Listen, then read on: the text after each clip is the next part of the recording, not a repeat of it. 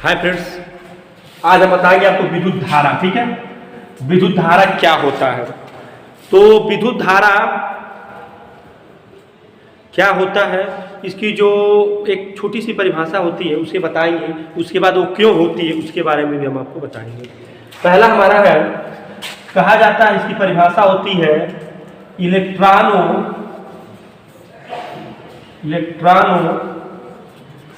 के प्रवाह को विद्युत धारा कहते हैं। यानी इलेक्ट्रॉनों के प्रवाह को विद्युत धारा कहा जाता है।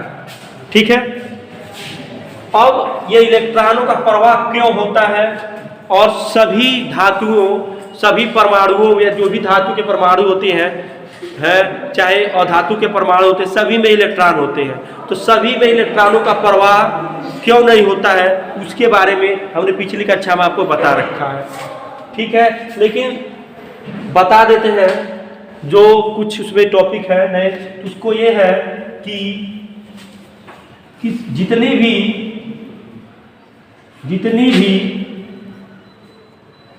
चालक धातु है सभी के अंतिम कक्षा में एक या दो मुक्त इलेक्ट्रॉन रहते हैं। मुक्त इलेक्ट्रॉन रहते हैं। जितने भी चालक धातु होते हैं उनके अंतिम कक्षा में परमाणु, जब हम मॉडल पढ़ेंगे, हम आपको कल बताए थे, इसको नेक्स्ट क्लास में, पिछले क्लास में पढ़ाया था। तो उसके जैसे हमने कॉपर के बारे में बताया था, उसमें 39 टोटल इलेक्ट्रॉनों की संख्या होती है। तो उसके लास्ट कक्षा में मात्र एक इलेक्ट्रॉन होता है। जो एक इलेक्ट्रॉन जो होता है उसके ऊपर नाभिक का जो आकर्षण बल होता है बहुत न्यूनतम होता है, लगभग नगण्य होता है। और इसके कारण वो क्या होता है, ये फ्री होता है। जब इलेक्ट्रॉन जब ये हमारा फ्री रहता है तो थोड़ा सा भी बल लगाने पे ये चलने लगता है। ठीक है, जब ये चलने लगता है तो ये विद्युत धारा हमारा प्रवाह स्थापित हो जाता है। ठीक है, तो इलेक्ट्रॉनों के प्रवाह क्या कहा जाता है, विद्युत धारा कहा जाता है।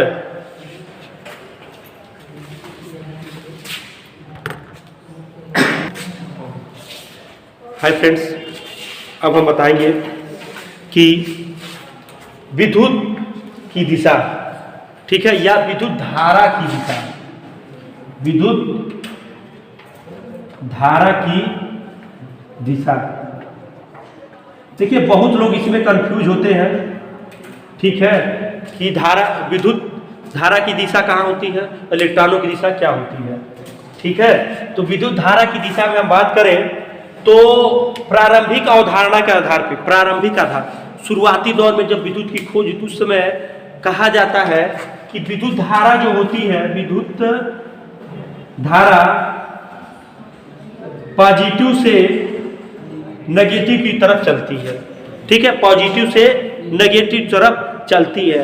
लेकिन जब परमाणु की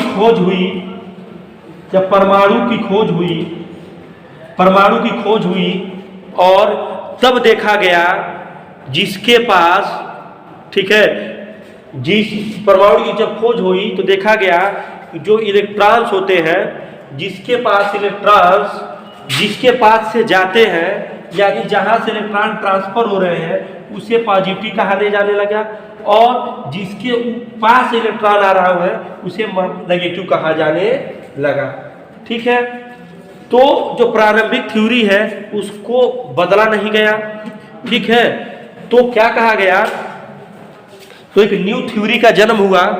एक न्यू थ्योरी का जब जन्म हुआ उस थ्योरी में दोनों को मेंशन किया गया कि प्रारंभिक थ्योरी का भी काम चल जाए, जो वास्तविक थ्योरी है ये भी का काम चल जाए। इसके लिए क्या इन्होंने कॉन्सेप्ट बनाया, कॉन्सेप्ट इन्होंने ये बनाया कि विद्युत धारा की दिशा, विद्युत धारा की दिशा पॉजिटिव से नेगेटिव की तरफ और इलेक्ट्रॉनों की दिशा नेगेटिव से पॉजिटिव यानी धनात्मक की तरफ। मतलब कहने का मतलब ये है, जब न्यू थ्योरी बन के जब आई तो दोनों प्रारंभिक जो अवधारणा थी उसको भी रखा गया, जो असली मतलब असली बेस था उसको भी रखा गया कि विद्युत धारा की दिशा पॉजिटिव से नेगेटिव चलती है, लेकिन इलेक्ट्रॉनों की दिशा नेगेटिव से पॉजिटिव चलती है। ठीक, इसको एक सर्किट डायग्राम से भी हम समझेंगे, उसको देखते हैं। ठीक है,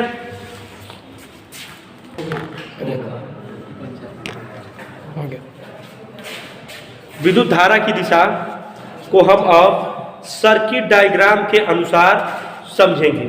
ठीक है, तो सर्किट डायग्राम के अनुसार हम कैसे समझेंगे हम उसको भी बताते हैं। चलिए ठीक है, ये मान लीजिए आपने एक लैंप लगाया।